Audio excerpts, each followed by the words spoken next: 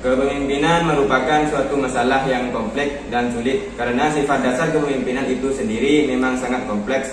Akan tetapi perkembangan ilmu saat ini telah membawa banyak kemajuan sehingga pemahaman tentang kepemimpinan menjadi lebih sistematis dan objektif.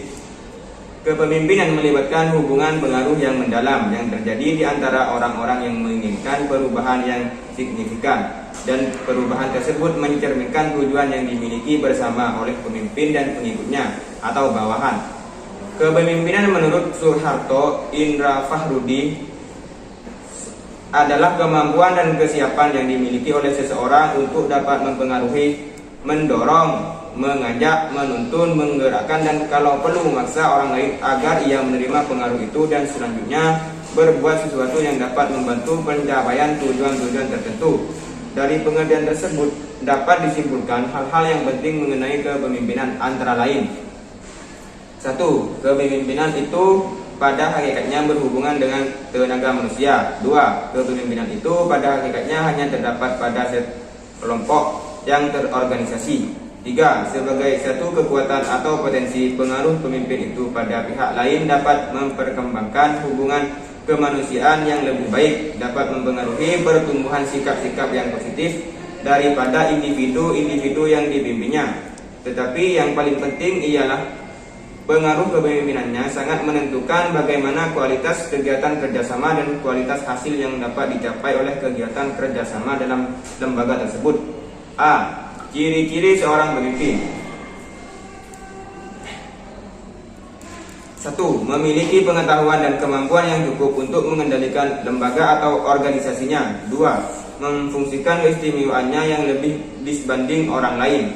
3. Memahami kebiasaan dan bahasa orang yang menjadi tanggung jawabnya. 4. Mempunyai karisma atau wibawa di hadapan manusia atau orang lain. 5. Bermuamalah dengan lembut dan kasih sayang terhadap bawahannya agar orang lain simpatik kepadanya. 6. Bermusyawarah dengan para pengikut serta mintalah pendapat dan pengalaman mereka. 7. Mempunyai power dan pengaruh yang dapat memerintah serta mencegah, karena seorang pemimpin harus melakukan kontrol pengawasan atas pekerjaan anggota, meluruskan kekeliruan, serta mengajak mereka untuk berbuat kebaikan dan mencegah kemungkaran. 8. Tersedia mendengar nasihat dan tidak sombong, karena nasihat dari orang yang ikhlas jarang sekali kita peroleh. Figur pemimpin yang ideal sangatlah diharapkan oleh masyarakat, lantaran seorang pemimpin menjadi contoh terbaik dalam segala ucapan, perbuatan, dan kebiasaan, termasuk dalam hal berpakaian. Dalam konteks pendidikan Islam, pemimpin harus memiliki keunggulan yang lebih lengkap. Dasar filosofinya adalah pendidikan Islam selama ini mengklaim sebagai lembaga yang berusaha keras membangun kecerdasan intelektual, kesolehan sosial, dan kemantapan spiritual. A. Peran kepemimpinan dalam lembaga pendidikan Islam.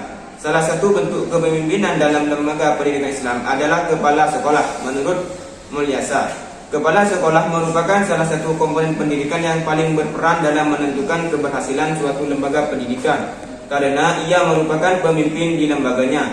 Lebih lanjut, ia mengatakan bahwa kegagalan dan keberhasilan sekolah banyak ditentukan oleh kepala sekolah, karena mereka merupakan pengendali dan penentu arah yang hendak ditempuh sekolah menuju tujuannya, yaitu sekolah yang efektif, bermutu, dan favorit. Tidak lepas dari peran kepala sekolahnya, maka ia harus mampu membawa lembaganya ke arah tercapainya tujuan yang telah ditetapkan.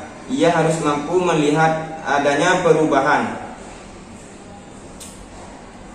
serta mampu melihat masa depan dalam kehidupan global yang lebih baik. Kepala sekolah harus bertanggung jawab atas kelancaran dan keberhasilan semua urusan pengaturan dan pengelolaan sekolah secara formal kepada atasannya, atau secara informal kepada masyarakat yang telah menitipkan anak didiknya.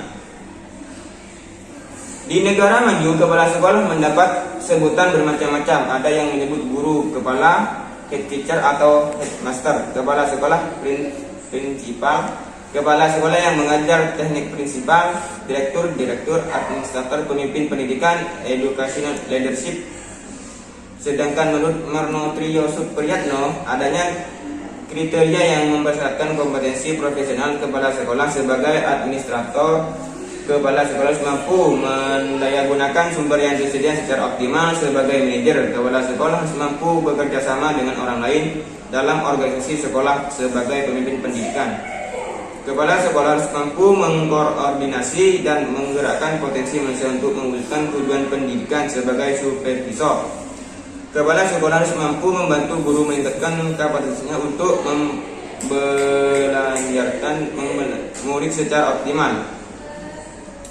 Sebagai pemimpin pendidikan yang profesional, kepala sekolah dituntut untuk selalu mengadakan perubahan. Mereka memiliki semangat yang berkesinambungan untuk mencari terobosan-terobosan baru demi menghasilkan suatu perubahan yang bersifat pengembangan dan penyempurnaan dari kondisi yang memprihatinkan menjadi kondisi yang lebih dinamis, baik segi fisik maupun akademik, seperti perubahan semangat keilmuan, atmosfer belajar, dan peningkatan strategi pembelajaran. Di samping itu, kepala sekolah juga berusaha keras menggerakkan para bawahannya untuk berubah. Setidaknya mendukung perubahan yang dirintis kepala sekolah secara proaktif, dinamis, bahkan progresif. Sistem kerja para bawah harus lebih kondusif, kinerja mereka harus dirangsang supaya memberikan disiplin.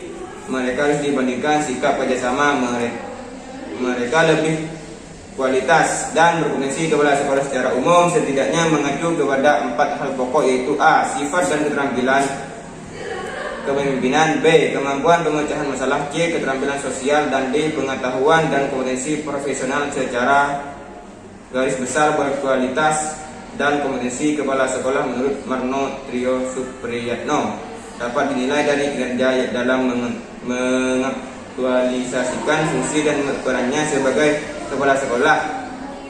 Sekian presentasi dari saya. Wassalamualaikum warahmatullahi wabarakatuh.